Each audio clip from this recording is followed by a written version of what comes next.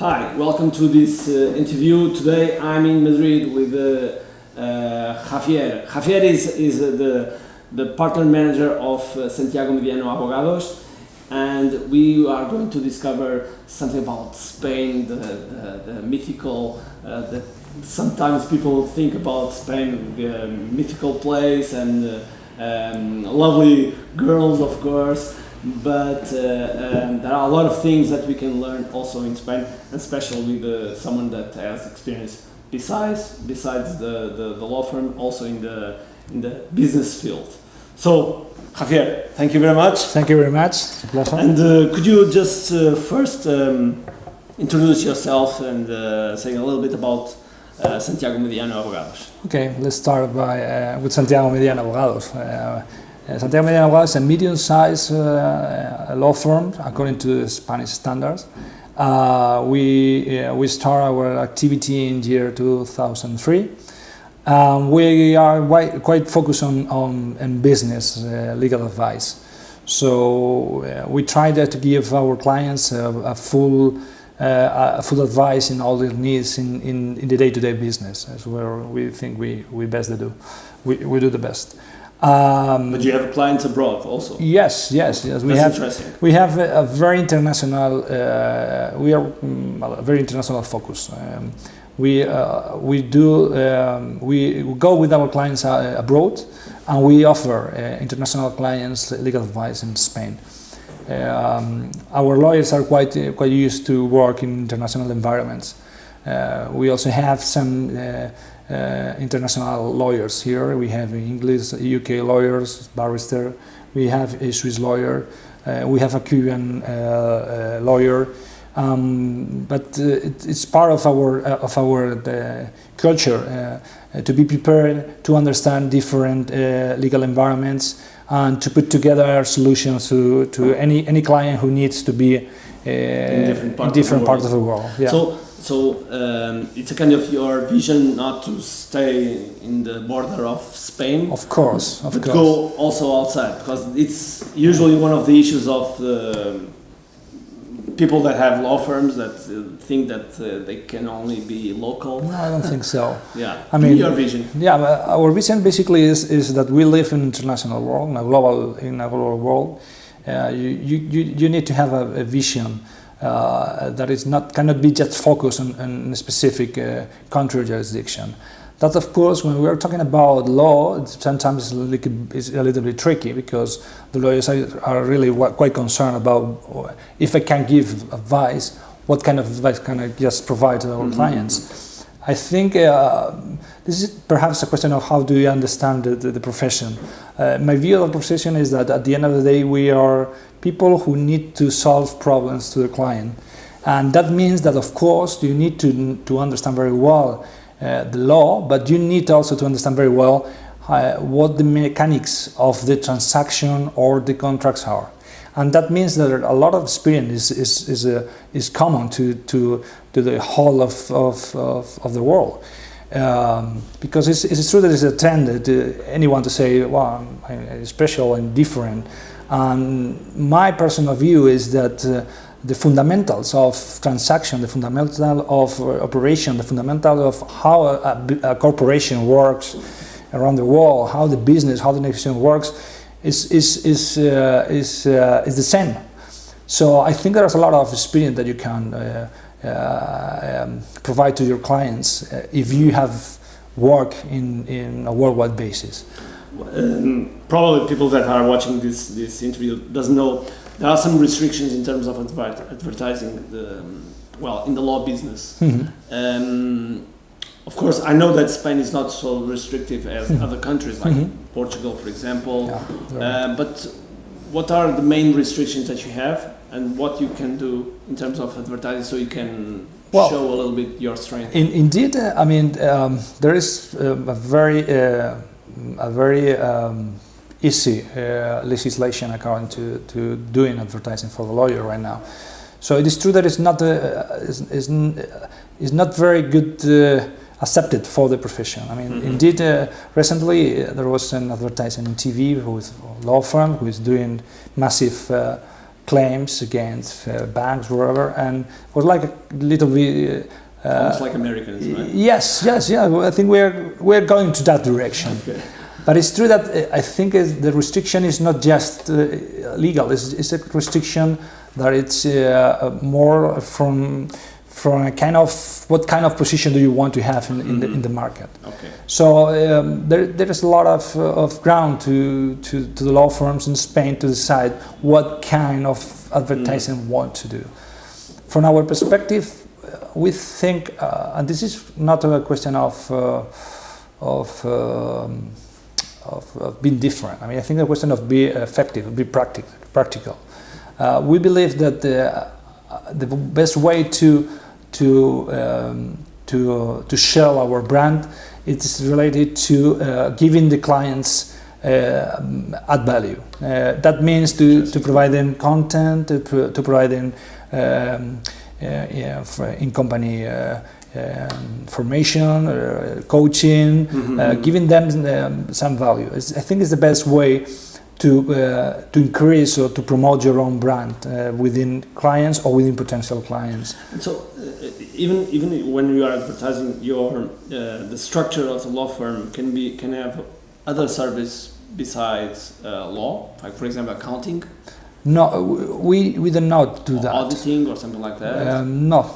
I mean, our strategy is not just does not pretend to cover all those areas. We are quite focused on legal advice, and with a specifically business oriented. I think what we want to be different is how we do offer our service to the client. But in general, is it possible to have, for example, a partner that is not a lawyer? You have to have split the division. Usually it's a little bit tricky. I mean, you can find lawyers and accountants together in the same locations, but usually they are different companies. Auditing, that's for sure. There's clear the split from the legal point of view. You cannot be a lawyer and accountant in the same company, the same assessment.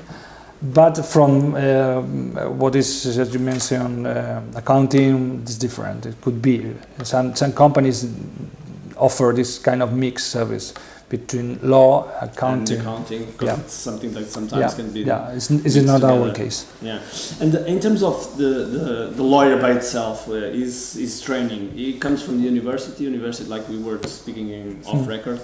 They have a very theoretical way, and then afterwards, what happens? But you start to learn the profession by yourself. Learning by doing. Now I think recently the Bar Association has some. Recently has been changed all the process to become a lawyer. So now there is two ways in order to get.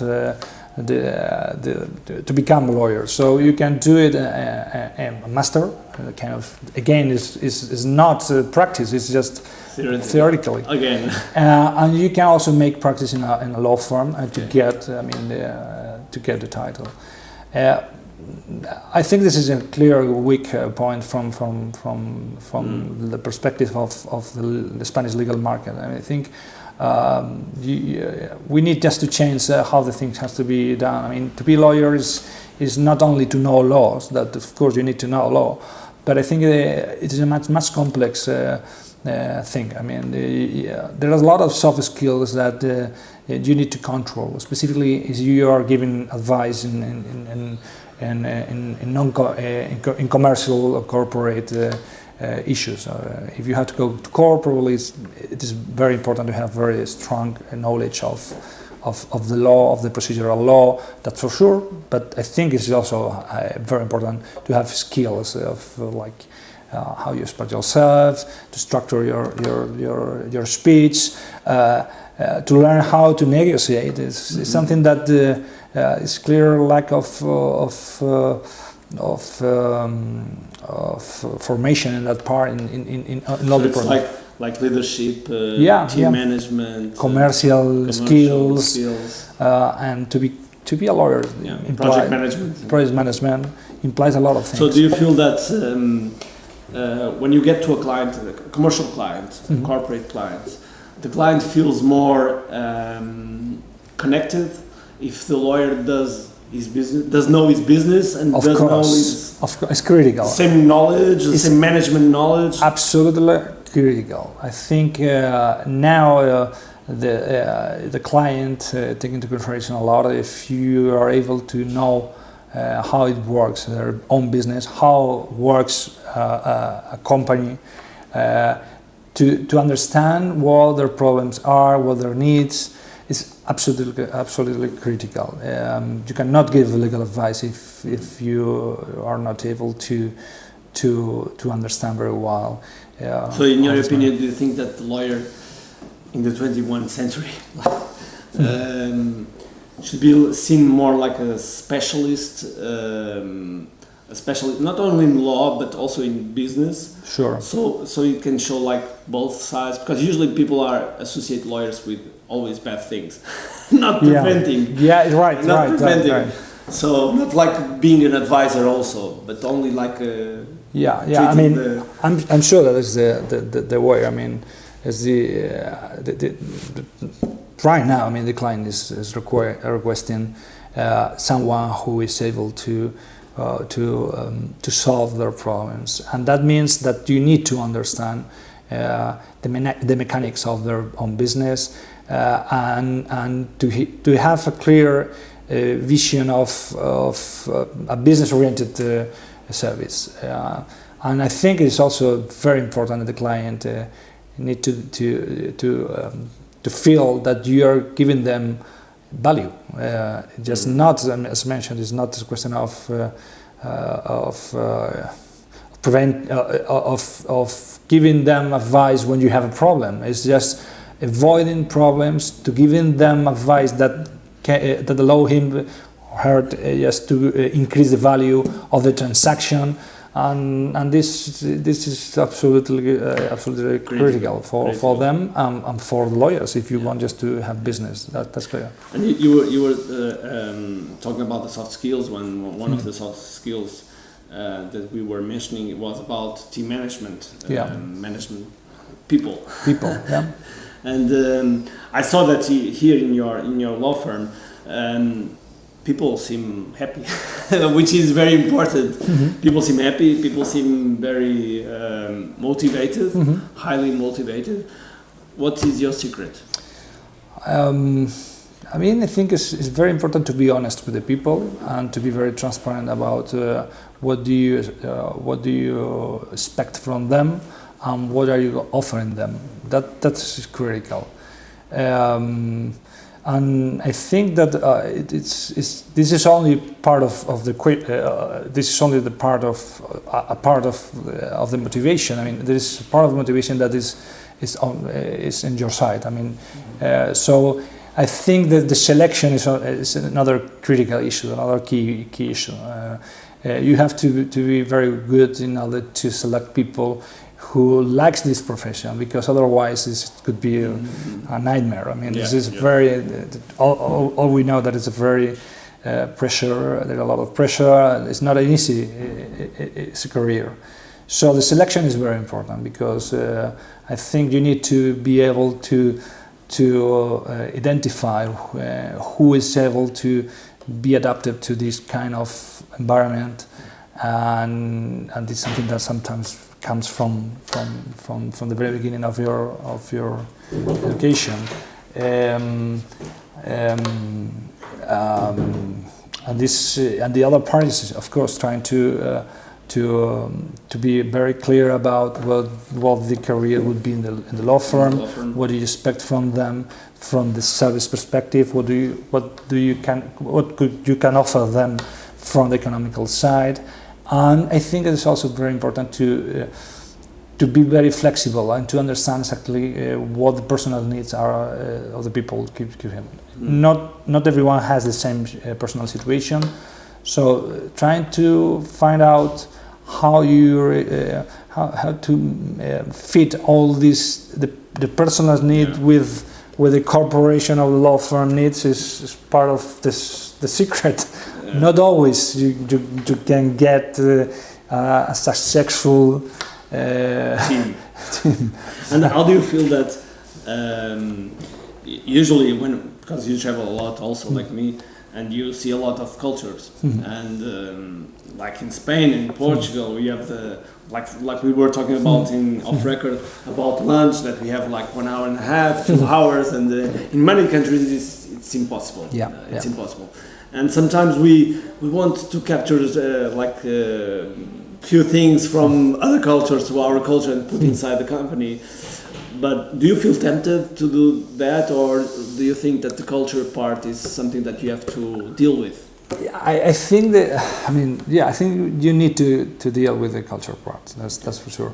But I think at the end of the day, beyond the culture is the person. So that's the magic issue. I mean, there's how to handle different characters, different. Here in the law firm we have Swiss, we have UK lawyers, we have people from the south of Spain, from the north, different sides. Different. So it's everyone is different in that side, and that person everyone. So it is difficult to try to put in the box. To put in the box everything. So you need to be flexible in order to allow the difference between the people. At the same time, you have to give a minimum structure from the corporate or the law firm perspective, and it's not easy. I mean, there is not a magical solution. It's like a puzzle that you have to always try to fit. And it's not a fixed picture. I mean, this is always moving. Yeah. The people is moving. The people is growing from a professional point of view. So. It's a day-to-day work, and it's very difficult to establish a rule and to be attached to that rule forever. So this is, you have to see what you have to do every single day. And about the competition, because people might not realize, but in Madrid by itself there is 70,000 lawyers. So it's unbelievable. It's unbelievable. And I don't know, probably 70% are solo practitioners, solo lawyers. Yes, most of the lawyers are solo practitioners. So what do you do to stand out of the crowd? I think it's always to do your best work, and it's not always enough. Exactly. But I think what we have tried to figure out is to see where we are offering something different from the rest. So we have tried to define our target. I think we have found a very good point in that part. I mean, we have discovered that we can offer a very good services to big companies that have that need legal advice in day-to-day business.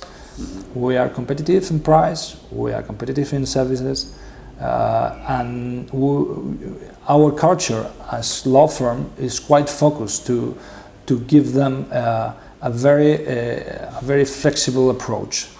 And that works, that basically works. Of course, it is good also to have specialties, to have products, to have some specific areas where you can provide them a special knowledge. And as mentioned, not only from the legal side, but also for the business side. So we are good to offer in the entertainment industry, we are good in technology, internet, we are good in retail. So we have create different areas in which we can provide them a knowledge, specific knowledge that is needed in their day-to-day business. And a part of that, we have a team that is able to work with them in very quick and available, and personalized. Well, Madrid looks like a city that is different from all Spain, because it looks like the economy here it's always pumping, and I've been here, I don't know, 2 years ago, and I would go to, on Saturday, I would go to the streets, and everybody was in the streets, everybody was buying things. But I imagine that the crisis always also eated Spain. Yeah. So what can you tell us about the economy and how people like your clients tend to overcome that crisis? Well, we have been living a very difficult time here in Spain during the last 7 years. So it's a long period of time. Cycle. Yes, forever. So things have been very tough. I think Spanish people has adapted very well to the crisis. The companies have to implement very tough measures, especially related to the control of cost and structural cost. And also the companies most of the companies have decided to stand up to see what's out of their own country. So most of the companies have decided to go abroad and to sell the products, sell the services. What are the main countries that? For a question of culture, all Latin countries have been one of the clear goals. But Europe and Asia is also goals that the Spanish companies have tried to reach. And I think I think the effort has been very, very, very important, but the results also seem very good. So now during these years, the companies has increased his competitiveness. Now I think the Spanish company, the standard Spanish company, is much more prepared than 7 years ago. And this, of course, this has been suffering, but I think at the end of the day, it's good to have now a very, very healthy structure. And so, what would be your advice to someone come to the Spanish market? Well, I think it's a very good. Besides, of course, hiring you.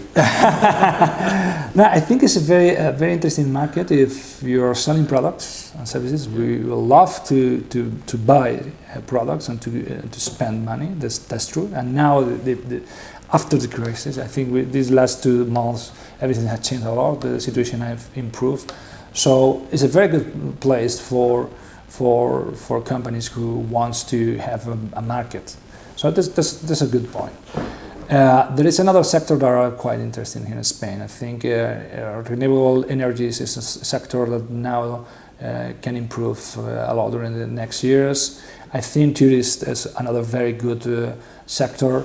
And I think for companies who are focused on technology, there's a very good thing here in Spain. There is a talent. There's talent people. I think that you can find talent people for a good price. Mm-hmm. So it's also a very good, probably it's a very good. And what are the main? I don't want to say problems, but what the main challenge? Bureaucracy. Okay, we are no doubt from the Mediterranean, so yeah, no doubt. I mean that is a real problem. We need to admit that the bureaucracy in Spain is horrible. License, the timing on getting the license is very complex and does not help at all to the business people. It's something that I thought that with the crisis we should improve, but to be honest, it's not a reality. So in terms of now talking about the legal side. What are the main things that the entrepreneur should be careful about? Well, first of all, you need to understand if your business is in the regulatory side or is in the business side. Okay. If you are in the regulatory side, you have to be very careful because there is a lot of restriction, there is a lot of normative, there's a lot of process. So that makes the things not easy, not impossible, but not easy. Probably. If it is the situation, you will need a local partner that is already established in order to have gain all the knowledge, and because sometimes knowledge is not always to know the law, but to know how the things work, to know who is who within the administration. So this is not an easy knowledge to get. So to can, and from the business side, I think well, it's a quite open market. You have the problems are the same for everyone. And it's very competitive, but this should not be a problem for someone who believes that have a good product and have a good service.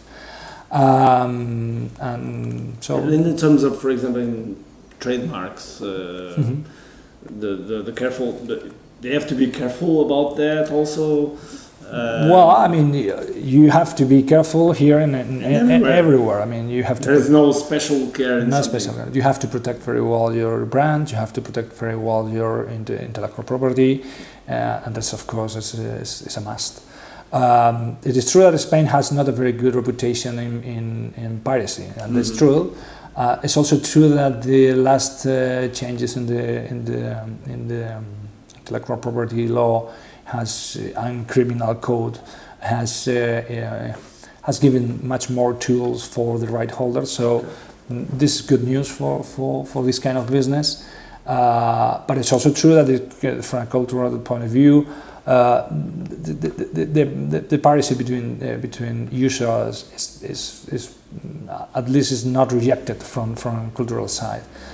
I hope that this will change in the near future.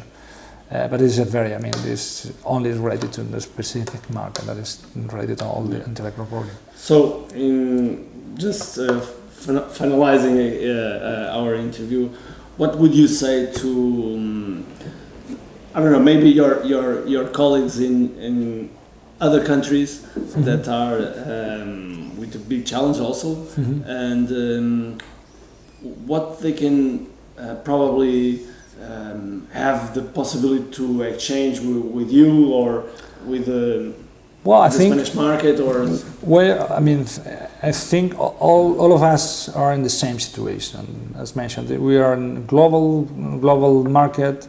That means a lot of cross-border transaction. That means that our local clients want to go outside and need legal advice. Of course, we are quite open to establish relationship with law firms in order to have full coverage for our respective clients. So this is it. It's not the future. I mean, it's the present time. Yeah. So we are quite open to talk to everyone, to meet people, and to try to find out a good relationship, professional relationship in the near future. No. Just a final question. What do you do besides law? Well, I mean, in my case, I have some investment in a firm of Spanish speaks Cerdo Ibérico. This was an investment that I personally did with a friend of mine, and it's going very well. Not for my efforts, I have to be honest, but it works well. Exactly what I said was we had very tough years. Okay. Now things is coming. You just continue believing. Yeah, believing, investing. Yes, it's important not to stop never to invest and to believe in your project. So, because you are also an entrepreneur in the other side, what do you think about? Because we were talking about that at lunch. What do you think about the failure? The failure, I think, is part of your learning. I mean, but it's true that in Spain, as we were talking about a lot, it's in Spain, and I think it's not only in Spain probably, it's in most part of the world, US apart. There is the people is not prepared to accept the failure in the business side. So it's very difficult for someone who fails a project to be able to have a second opportunity. And this is, I think, is something that at the end of the day make us is sad, because I think we are losing a lot of good people, people who have who have the right to be mistaken. I mean, this is something that should be in that case. But it's true that although there is some modification in the law in order to allow the people to have a second chance, culturally that's the point. It doesn't work. I mean, the people usually does not accept the failure, and it's not good for the business. It's not good for the people. It's not good for our country. So, final question: in one word, how you define yourself? One word. One word. A professional. 2 words. No, I mean, I'm normal people. Not special. I mean, to be normal, from my point of view, today is a good thing. To be someone who try to do their best, who try to work hard, and try to be honest is to me is be normal. And I think I'm someone that try to be normal. Javier, thank you very much. You're very welcome. Thank you for the interview. So this was an interview from Spain. I hope you enjoyed, and I want to contradict Javier. Javier is not normal; he's a special guy. So I hope you will see you next interview. Bye bye. Bye.